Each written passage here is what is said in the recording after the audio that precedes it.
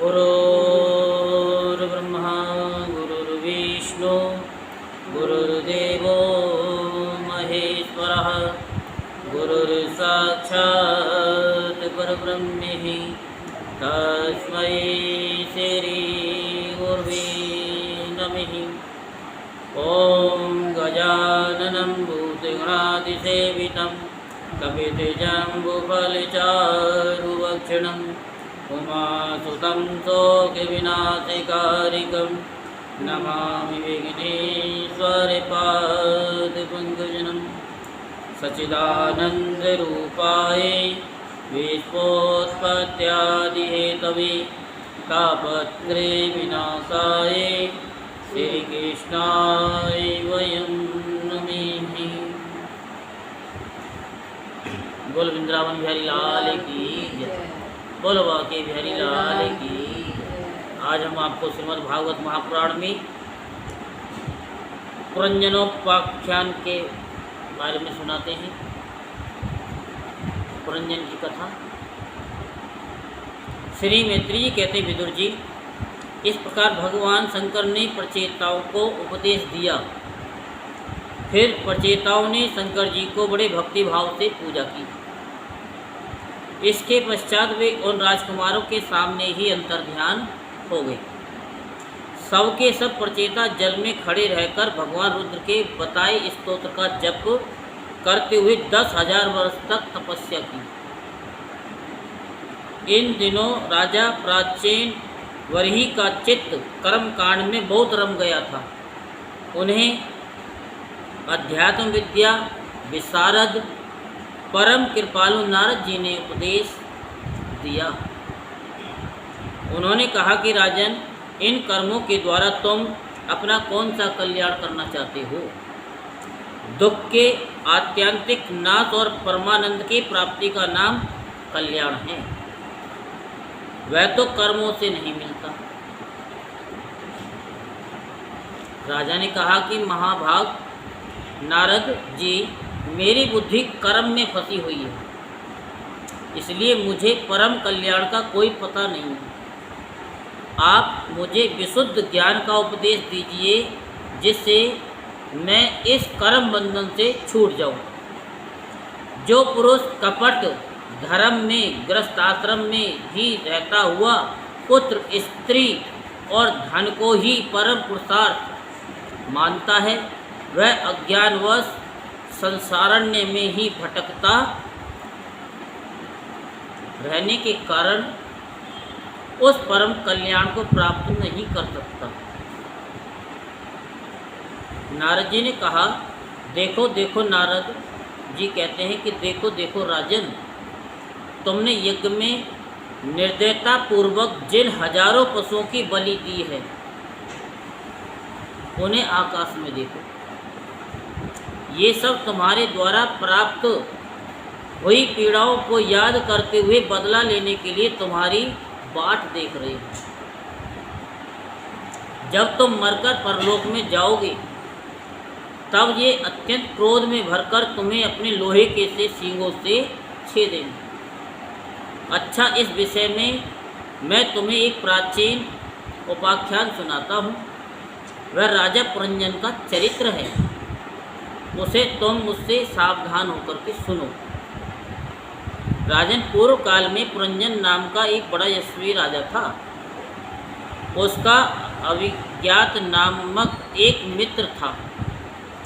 कोई भी उसकी चेष्टाओं को समझ नहीं सकता था।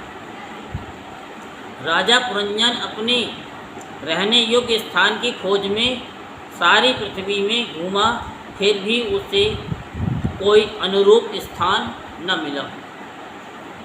तब वह कुछ उदास सा हो गया। उसे तरह तरह के भोगों की लालसा थी।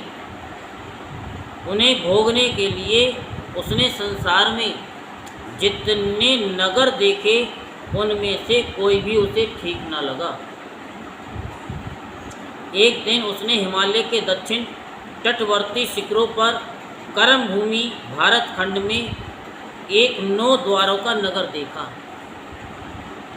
वह सब प्रकार के सुलक्षणों से संपन्न था। बात समझ में आ रही है? सब ओर से परकोटों, बगीचों, अटारियों, खाइयों, झरोकों और राजद्वारों से सुशोभित था और सोने, चांदी तथा लोहे के शिखरों वाले विशाल भवनों से खचाखच भरा था। उसके महलों की फर्शें नीलम, स्फटिक, वैदुर्य, मोती, पन्ने और लालों की बनी हुई थी। अपनी कांति के कारण वह नागों की राजधानी भोगवतीपुरी के समान जान पड़ता था। उसमें जहाँ तहाँ अनेकों सभा भवन, चौराहे, सड़कें, क्रीड़ा भवन, बाजार, विश्राम स्थान, ध्वजा, पताकाएँ और मूंगे के चबूतरे सुशोभित थे। उस नगर के बाहर दिव्य वृक्ष और लताओं से पूर्ण एक सुंदर बाग था। उसके बीच में एक सरोवर सुशोभित था। उसके आसपास अनेकों पक्षी भांति भांति की बोली बोल रहे थे। भौरे गुंजार कर रहे थे।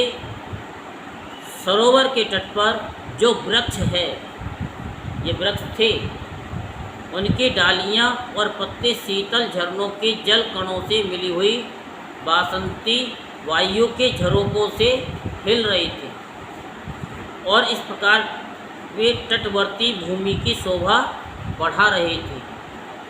वहाँ के वन्य पशु भी मुनिजनोचित अहिंसा आदि व्रतों का पालन करने वाले थे, इसलिए उनसे किसी को कोई कष्ट नहीं पहुँचता था।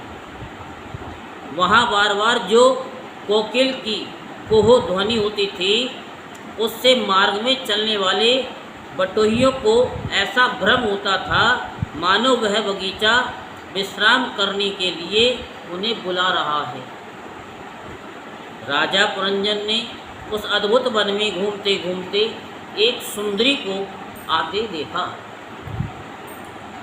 जो अकस्मात उधर चली आ रही थी। उसके साथ 10 सेवक थे, जिनमें से प्रत्येक 100 नायकों का पति था। एक 5 फन वाला सांप उसका द्वारपाल था। वही उसकी सब ओर से रक्षा करता था। वह सुंदरी भोली भाली किशोरी थी और विवाह के लिए श्रेष्ठ पुरुष की खोज में थी। उसकी नासिका, दंत पंक्ति, कपोल और मुख बहुत सुंदर थे। उसके समान कानों में कुंडल झिलमिला रहे थे। उसका रंग सांवला था, कटी प्रदेश सुंदर था। वह पीले रंग की साड़ी और सोने की करधनी पहने हुई थी तथा चलते समय चरणों से नूपुरों की झंकार करती जाती थी। अधिक क्या, वे साक्षात कोई देवी सी जान पड़ती थी। वह गजगावनी वाला, किशोरावस्था की सूचना देने वाले अपने गोल गोल समान और परस्पर सटे हुए स्तनों को लज्जावश बार बार अंचल से ढकती जाती थी। उसकी प्रेम से मटकती भौहें और प्रेमपूर्ण तिरछी चितवन के बाण से घायल होकर वीर पुरंजन ने लज्जा युक्त मुस्कान से और भी सुंदर लगने वाली उस देवी से मधुर वाणी में कहा, कमल दल लोचने, मुझे बताओ तुम कौन हो, किसकी कन्या हो? साध्वी, इस समय कहाँ से आ रही हो? इस पुरी के समीप तुम क्या करना चाहती हो? तुम्हारे साथ इस 11वें महान सूरवीर से संचालित ये 10 सेवक कौन हैं? और ये सहेलियाँ तथा तुम्हारे आगे आगे चलने वाला ये सर्प कौन है? सुंदरी, तुम सजात लज्जा देवी हो अथवा उमा, रमा, ब्रह्माणी से कोई हो, या वन में मुनियों की तरह एकांतवास करके क्या अपने पतिदेव की खोज कर रही हो? तुम्हारे प्राणनाथ तो तुम उनके चरणों की कामना करती हो, इतने से ही पूर्ण काम हो जाएंगे। अच्छा, यदि तुम साक्षात कमला देवी हो तो तुम्हारे हाथ का कीड़ा कमल कहाँ गिर गया है? सुभगे, तुम इनमें से कोई हो नहीं, क्योंकि तुम्हारा चरण पृथ्वी का स्पर्श कर रहे हैं।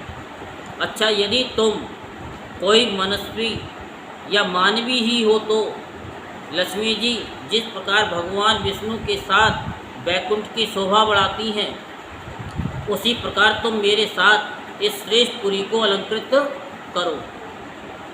देखा, मैं बड़ा ही वीर और पराक्रमी हूँ, परंतु आज तुम्हारे कटाक्षों ने मेरे मन को बेकाबू कर दिया है। तुम्हारी लचीली और रति भाव से भरी मुस्कान के साथ मोहों के संकेत पाकर ये शक्तिशाली कामदेव मुझे पीड़ित कर रहा है। इसलिए सुंदरी, अब तुम्हें मुझ पर कृपा करनी चाहिए। शुचि स्मिते, सुंदर मोही और सुघड़ नेत्रों से सुशोभित तुम्हारा मुखारविंद इन लंबी लंबी काली अलकावलियों से घिरा हुआ है। तुम्हारे मुख से निकले हुए वाक्य बड़े ही मीठे और मन हरने वाले हैं, परंतु वह मुख तो लज्जा के मारे मेरी ओर होता ही नहीं है। जरा ऊंचा करके अपने उस सुंदर मुखड़े का मुझे दर्शन तो कराओ। श्री नारद जी ने कहा, जब राजा पुरंजन ने अधीर से होकर इस प्रकार याचना की, तब उस बाला ने भी हंसते हुए उसका अनुमोदन किया। वह भी राजा को देखकर मोहित हो चुकी थी। वह कहने लगी, नरश्रेष्ठ, हमें अपने उत्पन्न करने वालों का ठीक ठीक पता नहीं है, और न हम अपने या किसी दूसरे के नाम या गोत्र को ही जानती हैं। आज हम सब इस पुरी में हैं, इसके सिवा मैं और कुछ नहीं जानती। मुझे इसका भी पता नहीं कि हमारे रहने के लिए ये पुरी किसने बनाई है। ये पुरुष मेरे सखा और स्त्रियां मेरी सहेलियां हैं, तथा जिस समय मैं सो जाती हूँ ये सर्प जागता हुआ मेरी रक्षा करता है, पुरी की रक्षा करता है। शत्रुदमन, आप यहाँ पधारे, ये मेरे लिए सौभाग्य की बात है। आपका मंगल हो।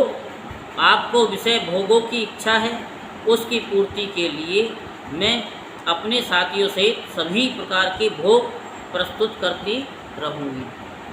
प्रभु, इन 9 द्वारों वाली पुरी में मेरे प्रस्तुत किए हुए इच्छित भोगों को भोगते हुए आप सैकड़ों वर्षों तक निवास कीजिए। भला आपको छोड़कर मैं और किसके साथ रमण करूँगी? दूसरे लोग तो न रति सुख को जानते हैं, न विहित भोगों को ही भोगते हैं, न परलोक का ही विचार करते हैं, और न कल क्या होगा इसका ही ध्यान रखते हैं। अतएव पशु तुल्य है। कौन? पशु तुल्य है। अहो, इस लोक में गृहस्थाश्रम में ही धर्म, अर्थ, काम, संतान, सुख, मोक्ष, सुयश और स्वर्ग आदि दिव्य लोकों की प्राप्ति हो सकती है। संसार त्यागी यति जन तो इन सब की कल्पना भी नहीं कर सकते। महापुरुषों का कथन है कि इस लोक में पितृदेव, ऋषि, मनुष्य तथा संपूर्ण प्राणियों के और अपने भी कल्याण का आश्रय एकमात्र गृहस्थाश्रम ही है। वे श्रोमणी, लोक में मेरी जैसी कौन स्त्री होगी जो स्वयं प्राप्त हुए आप जैसे सुप्रसिद्ध, उदार चित्त और सुंदर पति को वर्ण न करेगी। महाबाहो, इस पृथ्वी पर आपकी सांप जैसी गोलाकार सुकोमल भुजाओं में स्थान पाने के लिए किस कामनी का चित्त न ललचावेगा। आप तो अपनी मधुर मुस्कान में करुणापूर्ण दृष्टि से हम जैसी अनाथाओं के मानसिक संताप को शांत करने के लिए ही पृथ्वी में विचर रहे हैं। श्री नारद जी कहते हैं कि राजन, उन स्त्री पुरुषों ने इस प्रकार एक दूसरे की बात का समर्थन कर फिर 100 वर्षों तक उस पुरी में रहकर आनंद भोगा। गायक लोग सुमधुर स्वर में जहाँ तहाँ राजा पुरंजन की कीर्ति गाया करते थे। जब ग्रीष्म ऋतु आती तब वह अनेकों स्त्रियों के साथ सरोवर में घुसकर जल क्रीड़ा करता। उस नगर में जो 9 द्वार थे उनमें से 7 नगरी के ऊपर और 2 नीचे थे। उस नगर का जो कोई राजा होता उसके पृथक पृथक देशों में जाने के लिए ये द्वार बनाए गए थे। राजन इनमें से 5 पूर्व और 1 दक्षिण और 1 उत्तर 2 पश्चिम की ओर थे। उनके नामों का वर्णन करता हूँ। पूर्व की ओर खगोता और आविर्मुखी नाम के 2 द्वार एक ही जगह बनाए गए थे। उनमें होकर राजा पुरंजन अपने मित्र धुमान के साथ विभ्राजित नामक देश को जाया करता था। इसी प्रकार उस और नलिनी और नालिनी नाम के 2 द्वार और भी एक ही जगह बनाए गए थे। उनसे होकर वह अवधूत के साथ सौरभ नामक देश को जाता था। पूर्व दिशा की और मुख्या नाम का जो 5वां द्वार था उसमें होकर वह रसज्ञ और विपण के साथ क्रमशः बहुदन और आपण नाम के देशों को जाता था।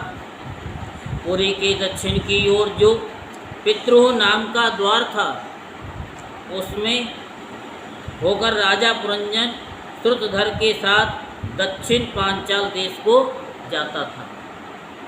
उत्तर की ओर जो देवहुक नाम का द्वार था उससे श्रुतधर के ही साथ वे उत्तर पांचाल देश को जाता था।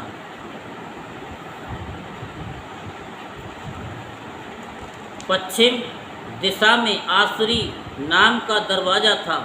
उसमें होकर वह दुर्मद के साथ ग्रामक देश को जाता था तथा निरृति नाम का जो दूसरा पश्चिम द्वार था उससे लुब्धक के साथ वह वेशक नाम के देश को जाता था। इस नगर के निवासियों में निर्वाक और पेशकृत ये 2 नागरिक अंधे थे। राजा पुरंजन आँख वाले नागरिकों का अधिपति होने पर भी इन्हीं की सहायता से जहाँ तहाँ जाता और सब प्रकार के कार्य करता था। जब कभी अपने प्रधान सेवक विशुचीन के साथ अंतःपुर में जाता तब उसे स्त्री और पुत्रों के कारण होने वाले मोह प्रसन्नता एवं हर्ष आदि विकारों का अनुभव होता। उसका चित्त तरह तरह के कर्मों में फंसा हुआ था और काम परवश होने के कारण वह मूढ़ रमणी के द्वारा ठगा गया था। उसकी रानी जो जो काम करती थी वही वह भी करने लगता था। जब वह मदपान करती तब वह भी मदरा पीता और मद से उन्मत्त हो जाता था। जब वह भोजन करती तब आप भी भोजन करने लगता और जब कुछ चबाती तब आप भी वही वस्तु चबाने लगता था। इसी प्रकार कभी उसके गाने पर गाने लगता, रोने पर रोने लगता, हंसने पर हंसने लगता और बोलने पर बोलने लगता। वह दौड़ती तो आप भी दौड़ने लगता, खड़ी होती तो आप भी खड़ा हो जाता, सोती तो आप भी उसी के साथ सो जाता और बैठती तो आप भी बैठ जाते। कभी वह सुनने लगती तो आप भी सुनने लगता, देखती तो देखने लगता, सूंघती तो सूंघने लगता और किसी चीज़ को छूती तो आप भी छूने लगता। कभी उसकी प्रिया शोकाकुल होती तो आप भी अत्यंत दीन के समान व्याकुल हो जाता। जब वह प्रसन्न होती आप भी प्रसन्न हो जाता और उसके आनंदित होने पर आप भी आनंदित हो जाता। इस प्रकार राजा पुरंजन अपनी सुंदरी रानी के द्वारा ठगा गया। सारा प्रकृति वर्ग परिकर ही उसको धोखा देने लगा। वह मूर्ख विवश होकर इच्छा न होने पर भी खेल के लिए घर पर पाले हुए बंदर के समान अनुकरण करता रहता। बोलो वृंदावन बिहारी लाल की जय, बोलो बांके बिहारी लाल की जय। जय श्री राधे श्याम, जय जय श्री राधे श्याम, जय जय श्री राधे श्याम।